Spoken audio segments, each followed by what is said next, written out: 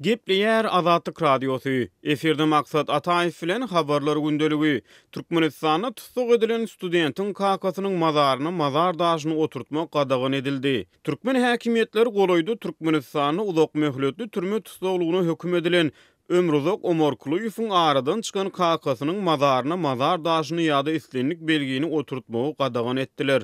Bu barada Türkmenistanyň alternativ habarlary saýty öz şeşmelerine salgylanyp habar berýär. Saýtyň ýazmagyna görä merhumyň aýaly gyýyllary bol orta mekdepde taryh mugallim bolup işleýär.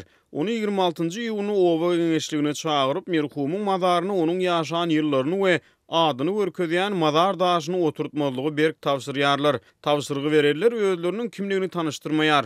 Haçan gyýyllary bol olaryň maslahatyna eýermejekdigini aýdanyny oňa gyýyllaryň hakda oýlanyp aralmak haýwatyna atýarlar. Türkiýanyň Osmaniýe şäherine ýerleşýän Gorkut Ata Uniwersitetini okap ýören wagty fevralyň aýagyna aldy we salanyp Türkmenistana ekdilen soň tutsuk edilen Ömruzok Omarkulyýowyň dostluk şäherine ýaşaýan 50 ýaşly kakasy Şirinbay Omarkulyýew may aýynyň 1-nji ýarymynda ýüreginden tutup aradan çykdy. Türkmenistanyň kronikasy neşri merhumyň Lewap welaýatynyň galkynyş etrawynyň gonomçylygyna jaýlananyny habar beripdi. Türkmenistanyň alternativ habarlary proýektiniň habar bermegine görä merhumyň ýzyny galan aýaly we iki gyzy ýerli häkimetleriň basyşlaryna sedewar bolýar. Tahyň çeşmesi Ömruzogyň ejesiniň çar tarapdan basışlara duçar bolýanlygyny, oňa hem jaň edilip hem gürrüňdeşlige çagyrylyp ogly we wepat bolan adamsy barada dymmagyň tawsyrylýanlygyny habar beripdir. Mundan öňe azatlyk, howpsuzlyk gulluklarının ýas ýerini gabawda saklaýanlygyny, hatta ýasa baran adamlaryň suraty alınıp soňra polisiýada soraga çekilýänligini habar beripdi.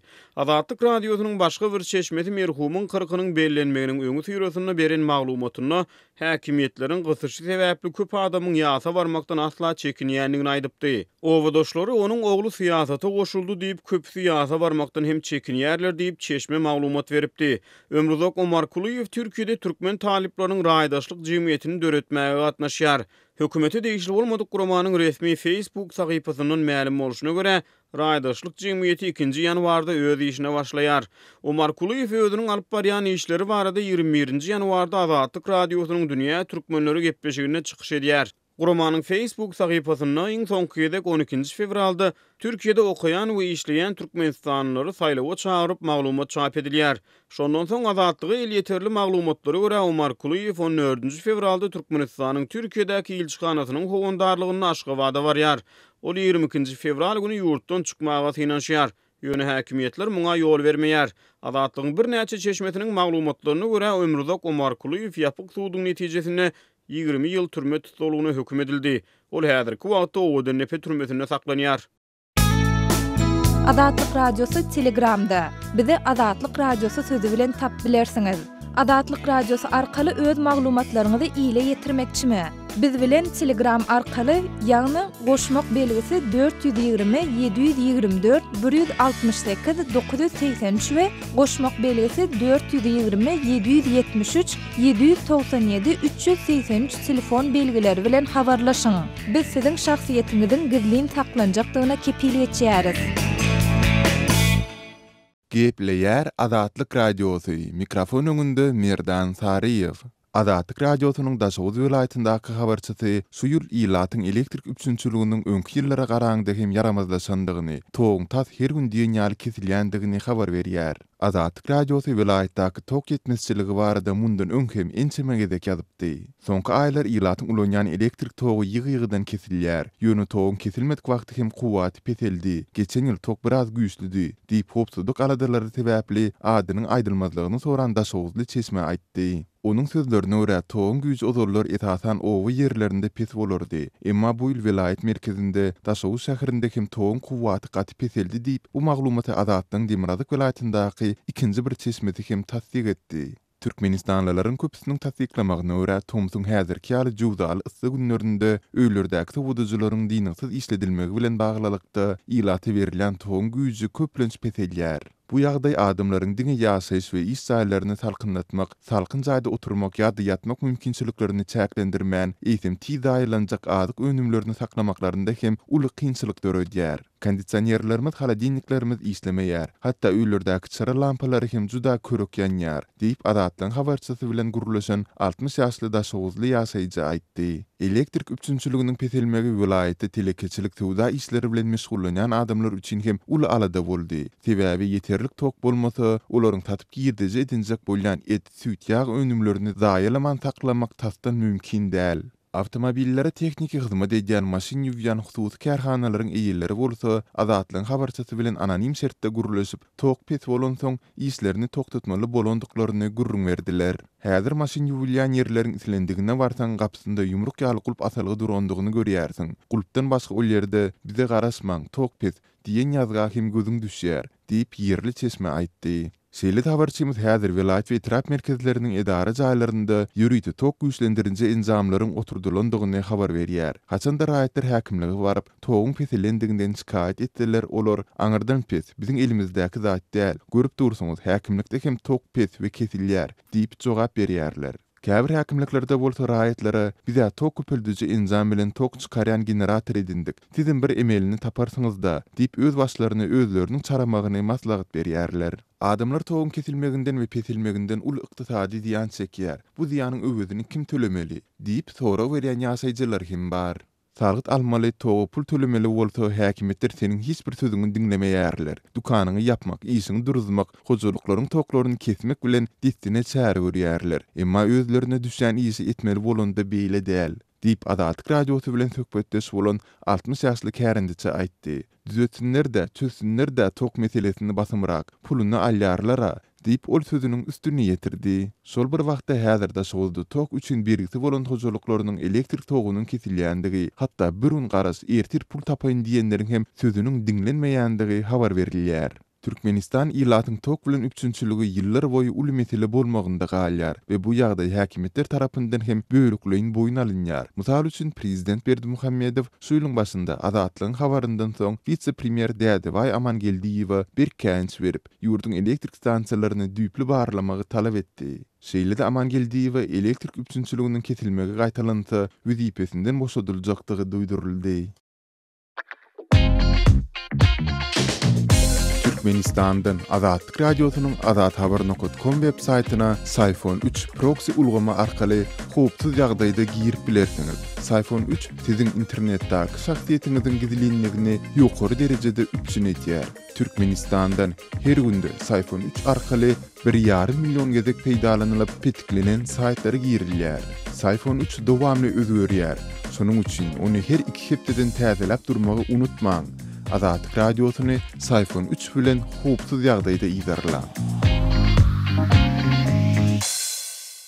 Gepleýär Adatlyk radiosy. Siz habarlar gündeligimizi dinleýärsiňiz. Türkmenistanyň paýtagtynyň birnäçe etrawynyň ýaşaýjylary 47 gradus yssyda 3 günläp suwsuz galýarlar. Aşgabatyň ýaşaýjylarynyň aýtmagyna görä, Parahat 1 we Parahat 2 etrapçylarynda ýerleşýän ýaşaýyş çaýlaryň suw üçinçiligi 29-njy ýuňda akşam saat 10 töwereginde kesilipdir. Adatlyk radiosynyň 2-nji ýylda Parahat 2 etrapçysynyň ýaşaýjysy Sençam Murat Bogaýew bilen gepleşen wagtynda agdalan etraplarda suw henizem ýokdy. Häzir Aşgabatda suw berilen ok ýöne bir bugun işuny bolan üçin adamlaryň 2 kezi etrap häkimligine barbam arz etdiler. Aşgabat agsuny bardylar. Diýip Aşgabatly Sençam Murat Bogaýew 2-nji ýylda öýlen gurrun berdi. Şol bir wagtda Aşgabatda howanyň gyzgyny şu günler kölegede 47 gradusa ýetdi.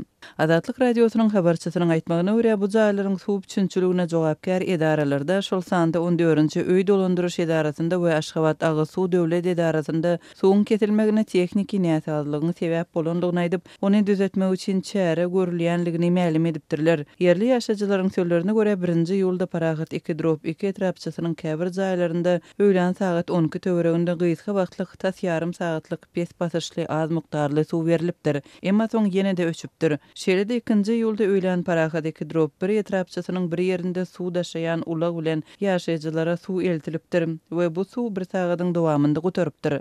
10 tonluk su taşıyıcı avtomobil getirdiler. Sonra 300-350 adam nobata durdu. Ortası çağızlıklarım dur. Hatta elleri şoların da 1 litrlik, 1,5 litrlik plasmas kaplar bilir. Yekaca maşin şol 3 sunun devamına verilen. Dip Aşgabat'ın ýaşaýjysy Amanmurat Bogaýew gurrunberdi. Türkmenistanyň paýtagtynyň jemgyýetçilik ýerleriniň we köçeleriniň infrastrukturasynda ilatyň muht agyz suw bilen öpçünçüligi göz öňünde tutulmaýar. Şäherde odaldan bar bolan suw çüwdürümleriniň we ýol gyrasyndaky krantlaryň tas eklesi şähere wadanlaşdyrmak we köçeleri giňiltmek boýunça geçirilen işleriň netijesinde ýok edilipdi. Şeýle ýagdaýda yerli ýaşaýjylar özüni suw bilen özü çöpçün etmeli bolýarlar. Aşgabat şäherinde şol teýbiýaklaryň käbirinde bağlary damdam usuly bilen suwarmak üçin şol plastik turbalar getirilenler. Adamlar sızap bilmeyen şol kesip şondan suw bardyr öýdüp aljak bolýar.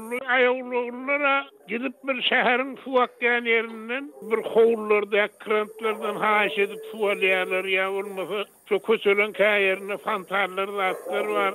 100 fantarny şu taýdanlar balyp gelýär. Dip Amanmurat Bogaýew gurrunberdi. Türkmenistanyň paýtagtynda ýüzlerçe suw çüwdürümi gurulypdy we ýene gurulýar. Aşgabat diýem uzalky ýyllarda öz fantanlarynyň sanynyň dünýä derejesinde köpdigi boýunça hatda Guinness rekordlar kitabyna hem giripdi. Şol birakdyr Aşgabatyň ýaşaýjylary öz ýaşaýyş çaýlarynyň suw üçinçiliginiň kesilmegi bilen bilelikde agyz suwy satyn almagyň köpçüligi üçin el ýeterli däldigini aýdýarlar. Ýurtda haritlaryň gymmatlamagynyň fonunda gaba gaplanan agyz suwunyň narhy soňky 1 ýylyň dowamında 3 hesse gymmatlady.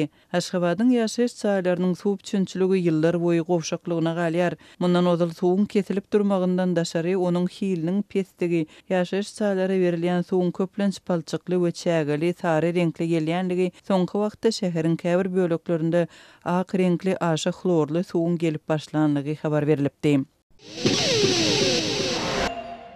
Gepleýär Azatlyk Radiosy. Habarlar gündeligini halkara temasyndan dewam etdirýär. Eferde siz bilen men Araz Perbiş. Yerli mediýanyň habarlaryna Iranyň Günertegün Matar welaýatyna agyz suwunyň ýetmesini etmek sebäpli protest geçirýän ýüzlerçe demonstrantlar bilen polisiýanyň arasynda çaknaşyk turandygy aýdylýar.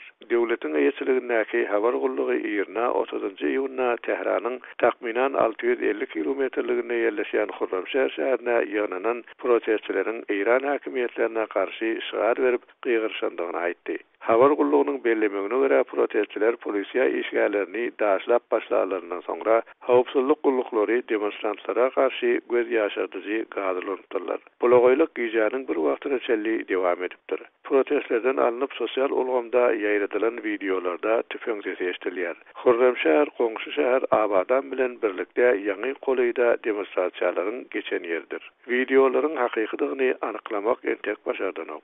1-nji iýulda döwlet telekanaly Hurramşäherä asudalygyň gaýdyp gelendigini, şeýle de sany anyklanmadyk protestçileriň tosok edilendigini habar berdi. Ýene de şol ýerde käbir protestçileriň eline kızgın yaraglaryň bolandygy aýdylýar. Resmiýlere salanyp berilen maglumatlarda gadaply hereketlerde bir protestçiniň we bir näçe polisiýa işgäriniň yaralandygy bellenýär. Ösümüzdäki ýylyň başlaryndan bäri Iranyna agyz suwunyň ýetmezçiligi sebäpli bir näçe gedek protest turdy. Mysal üçin 20-nji we 23-nji iýunda Abadan şäheriniň ýüzlerçe ýaşaýjysy şäher häkiminiň edarasynyň öňünde, şeýle hem şäheriň suw we kanalizasiýa edaralarynyň daşyna ýagdaýa närazilik bildirip üýüşmeleň geçirdiler. Huzistan welaýatynyň resmiýleri ýene bir näçe hepdeden täze suw geçiriji doly işläp başlanandan soňra Hurramşäher we Abadan şäherine suw ýetmezçiliginiň soňuna çykmagy wada etdiler. Tanqidçiler Neftebay welaýatda soňky ýyllarda dönen guruklyk bilen birlikde häkimetleriň geleňsizligi derýalaryň suwlarynyň we ýerasty suwlaryň azalmagyna getirdi diýerler. Hurramşäherde bolan protestler ýurdun gynçylykly ykdysadyýety sebäpli Tehranda 24-nji iýunda başlap 3 gün dewam eden demonstrasiýalardan soňra bolýar. Tehranda bolan üýüşmeleňlerde parlamentiň öňünde polisiýa bilen dikleşen protestçiler de boldy. Polisiýa güýçleri protestçilere karşı göz ýaşardyjy gadylandylar. Häkimetler uly bazary da wagtlaýyny ýapdylar. Bu ýerdäki sewdegärler ýurdun milli puly realiň hömmetiniň aşa peselmegini tanqidlap çykyş edipdiler. Öz sebitiňizde bolýan wakalar barada adatlyga maglumat bermek isteseňiz, biziň Facebook hasabymyzda ýazyň. Bizi gözlep bölümine Adatlyk Radiosu ýazyp tap bilersiňiz. Siz suratlaryňyzy we videolaryňyzy hem ýollap bilersiňiz. Adatlyk siziň şahsiýetiniňizi gizlinlikde saklar. Siz bolan wakalar barada maglumat beriň, biz hem habar bereriz.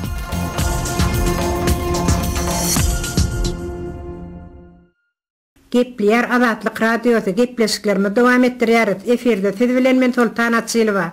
Mar welaýatynyň ähli etraplarynda din çalyş ruhsatyna çykan muallimleri mekdeplerine çağırıp, öz ýaşaýan ýerleri boýunça din çalyşdaky mektep okuwçylaryna gödäwçilik edilmegi tawsyrlýar. Adatlyk Radiosu bilen töhbetde şolyan käbir mektep muallimleriniň aýtmaklaryna görä, welaýatyň bar etrafynda tomutky din çalyşy çykan 4 mektep okuwçysy, Taxtabazar etrafynda bolsa din çalyşy çykan 2 tane mektep okuwçysy akaryaplarda suwa düşmek islerlerinde olar suwa akyp helak bolupdyrlar. Şeýle helakçylyklaryň gaýtalanmalygy üçin din çalyşy çykan mugallimler çağalara gödäwçilige çekýärler. Bu elbetde gerek zat. Ýöne mugallimleriň özleri din çalyş döwründe uzagrak bir ýerlere gedelenje, ýaş pahanalara bejer almaga gitmegini planlaşdyrýarlar. Çağalaryň enatalary öz çağalaryna gödäwçilik etmeli diýilmän mugallimleriň öňünde çykgynty mesele goýýarlar. Mekdeplerde okuw döwri okuwçylara jogapkärçilik ýa çärilere gatnaşdyrylan okuwçylara jogapkärçilik hem mugallimlere ýetek diýip öz adynyň eferde tutulmalygyny soran bir mugallim aýdýar. Vilayet merkezlerinde, Gökdere'de, Avada'da kurulan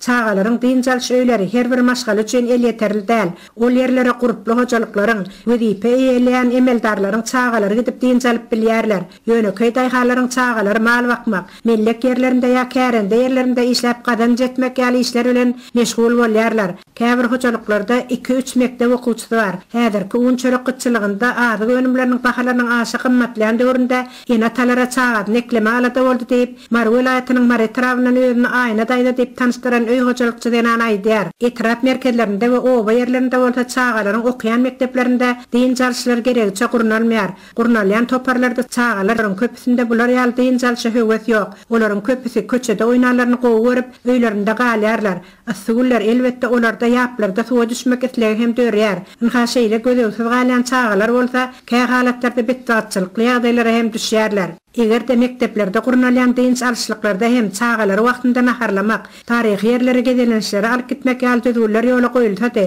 onda çağalaryň köpüsini bu din çalyşlyklar gyzyklandyrardy. Häzir bolsa olar din çalyşdan az tutup özlerini zordan öýatdýarlar. Diňe bir oba ýerlerinde däl, şäher ýerlerinde hem ähli çağalaryň din çalmaklary üçin mümkinçilik ýokdugyny enatalar aýdýarlar. Köp gatly ýaşaýyş ýaýlarynda şu tomutda din çalmagy gidip bilmeýän mektep okuwçylarynyň uly topary jaýlaryň daş döwründe giýjaşamaçyly toparlanışyp ala goýup gumawlaşyp ýörler. Geçen ýyllerde Gökdere'de bir mewsümde din çalmak üçin ýollamanyň bahasy 640 manat dolan bolsa, beýle onuň bahasynyň 850 manata çelli ýokarlanandygy, welaýatlardaky din çalyş öýleriniň bahasynyň bolsa 260 manata durýandygyny, ondan taşary hem din çalyş öýlerinde her bir topar üçin çağalara ýürüýte 1 meňdeş egineşik almalydygy, bu çykdyjylaryň bolsa ýöneköý maşgalalar üçin el ýeter däldigini hem enatalaryny ýetýärler.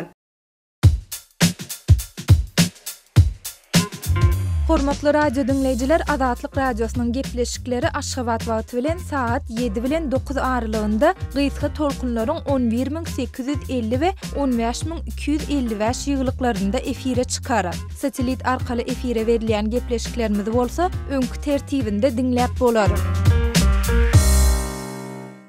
Gepleýär Adatlyk Radiosu. Habarlar günneligi gepleşigimizi men Döwlet Baýhan dowam etdirýän. Migrantlar Türkmen konsulluğuna nowat kynçylygyndan nägile. Türkiýede dürli saý sebäp bilen Türkmenistanyň Istanbuldaky konsulluğuna işi düşýän türkmen migrantlary soňky döwürlerde ençemegine çekýän nowatlar sebäpli ol ýerde işiniň bitmeýän kösenýändigine habar berýär. Adynyň efirde tutulmalygyny sorap Adatlyk Radiosyna maglumat beren türkü durmuşa çykan türkmen zenanyň gurrun bermegine görä, ol bir näçe günlükde Kakasyýaly türk raýaty bolan çağasyny Türkmenistana äkitmek üçin Istanbuldaky konsulluga baranna kabul edilýänleriň sanawyna tas 300-nji orna ýazylandygyny we ondan soň öz nowaty ýetýänçe ençeme unlap gatnap kynçylyk çekendigini görüň berýär. Nowatym ýetýänçe çağan bilen bir näçe gün konsulluga gatnap gaty kynçylyk çekdim yssyda. Häzir Türkmenistanyň Istanbuldaky konsullugynyň gapysyna üýşüp duran migrantlardan ýana ol ýerde edil ahyrdaman turan ýaly. Konsullugyň öňüne üýşýän märeke sebäpli ýam ol ýerde araçylaram öz biznesine başlapdyr. Türkmen konsullugynyň bir resmi nama sormak üçin 9 Amerikan dollaryny tölemeli we ýanyna dollar bolmaýanlara araçylar şol ýerde 50 Türk lirasynyň deregine oňluk 9 dollar öwrüp berýärler. Türkmenistandan talap edýän resmi nama üçin berjek arzan we dollarmaly kagazlaryň üçin sahypa başyna 1-2 Türk lirasyny alýarlar. Konsulluga işi düşüp baranlar şeýdip Türkmen resmiýetlerinden we araçylardan gaty kösenýärler diýip Istanbuldaky Türkmen konsulluguna gatnan migrant denan öz başyndan geçirenlerini Azatlyk radiosyna gurrun berýär. Azatlyk radiosu bilen anonim ýagdaýda habarlaşan lewaply, marly we daşowly migrant ýaşlar bolsa, Istanbulda nikahlaşma üçin gerek bolan resmi namany almaga nowaty ýazylaýyp 3 günläp Türkmen konsulluguna gatnanlygyna garamazdan ähli synançyklarynyň puja çykanlygyny gurrun berýärler. Istanbulda öýlenjek bolan migrant ýaşlar inni konsullugyň töweregine üýşüp ýatan beýleki migrantlar ýany bilen azyny we ýorgon nüşegini alyp baryp ol ýerde giýje günüz nowata garaşmakdan başga çäreniň galmanyny üýtjekärler. Howpsuzlyk sebäpli adynyň efirde agdalmalygyny sorap Azatlyk radiosy bilen habarlaşan bir türkmen denan Zähmet migrantam ýokarda agdalýan ýagdaýyň dogurdygyny tasdiklap, çagasy bilen familiýasynyň näme üçin tapawutlydygyny düşündiriş hatyny almak üçin Türkmenistanyň Istanbuldaky konsulluguna baranna özüniň uzağa çekýän nowatlar üçin ençe günläp gatnap gaty kösenenligini görüň berýär. Ol uzağa çekýän nowatlaryň üstesine konsulluk işgärleriniň hem öz raýatlaryna gaty gödök çemeleşýänligini, migrantlaryň göňüne degmegi we ýüzüne almagy hem hiç satça görmeýänligini öňe. Gepler Azatlyk radiosu. Efirde habarlar gündelik bilen men Şaýmyrdan Gulumrady Kabuldan. Demirgazyk Awganistanyň Jowzan vilayatynda Islam döwleti atly toparyň merkez tutandygyny yerli resmiýlerim tasdiklaýar. Vilayatyň Goştepe we Derdap atly etraplarynda Islam döwleti diýilýän toparyň harby türgülleşik merkezleri bar diýip bilermenler aýdýar. Derdap etrapynyň bazary hem daýyşçylaryň iýeçiligine geçdi. Derdapda ýüzlerçe Awgan howpsuzlyk goruju güýçleri häzir daýyşçylaryň gabawynda galýar. Daýyş militarlary bilen çaknaşykda onlarça erbeki atly ýarym resmi yerli yaraglar helak boldy diýip yerli ilat habar berýär. Şonuň üçin Jowzan vilayatynda daýyş söwüşçilerine garşy harby operasiýa başladyldy. Awgan ýürüýte güýçleri hawa arkaly Derdap etrapyna ugruldy diýip Awgan armiýasynyň Demirgazyk Awganistanda ýerleşen 209 Şahin atly harby diwiziýasynyň medbugat wekili Muhammed Hanip Rizaý Azatlyk radiosyna aýtdy. Gyzylgyşlak atly sebitiň jeňçilerden arasalanandygyny bildirip Rizaý şeýle diýdi.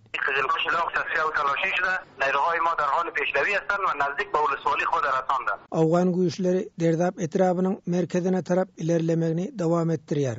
Gyzylgyşlak atly ýeriň obalary jeňçilerden arasalandy. Ýürüýte güýçlerimiz Derdapyň bazaryna goýlaşdy. Derdap etrapyna harby güýç ugradyldy. Gerek bolsa wörtelýotlar arkaly ýene-de güýç ugradylar. Gabawda galan Awgan güýçleri halas ediler diýip Rizaý aýtdy. Derdap etrapynyň öňkü häkimi Rahmetullah Haşaryň aýdyşyça Derdap etrapyndaky harby postlar daýyşçylaryň gabawyna düşüpdir. Etrapyň polisiýa idarasy hem daýyşçylaryň gabawynda galýar. Derdap etrapynyň bazaryny daýyşçylar basyp aldy. Etrapyň obalarynyň aglabasyna daýyş topary iýeçilge diýär diýip Haşar belledi. Postهای امنیتی و قماندانی امنیه محاصره داعشیا قرار دارد. Gabawda galan bir Awgan harbiýetiniň telefon arkaly Azatlyk radiosyna aýtmagyna görä محاصره قرار داریم، آب نداریم، نان نداریم، مایمات نداریم، 4 مکمل دست دشمن است. Azyk iýmitimiz gutardy. İçeriýäli agyz suwumuz ýok. Ok ýaragymyz belli galmady. Aýlganç ýagdaý başdan geçirýär. Eger wagtynda kömek ýetişmese onda hemmämiz gyrgynçylyga uçraýarys diýip adynyň tutulmagyny islemedik bir harby esker aýdýar. Jowzan vilayatynyň polisiýa idarasynyň howpsuzlyk bölüminiň başlygy Abdulhafiz Haşynyň aýdyşyna garaganda daýyşçylar ýollara mine ýerleşdiripdir. Şo sebäpden Awgan güýçleri Gurýar arkaly Derdap etrapyna baryp bilmeýär. Hawa arkaly gabawda galan harbiýlere kömek ýollandy. Ýürüýte güýçler gabawda galan harbiýleri halas etmek üçin alada edýär diýip Haşy bildirdi. گروه تروریستی داعش ماین در مسیر رای در ولسوالی درزا Jowzan vilayetinin 10 etrabı var. Vilayetin 3 etrabı Türkmenistan bilen çäkleşýär. Türkmen-Awgan serediniň goýunda hem jeňçiler hereket edýär. Hamýa etrabynyň owalaryna da jeňçiler ýeçilik edýär diýip yerli geňeşiň deputatlary aýdýar. Qadirli dinleyijiler, şunuň bilen habarlar gündeligi gepleşigimizi geçirip guturýarys. Azatlyk radiosynyň tolkunlarynda galyň.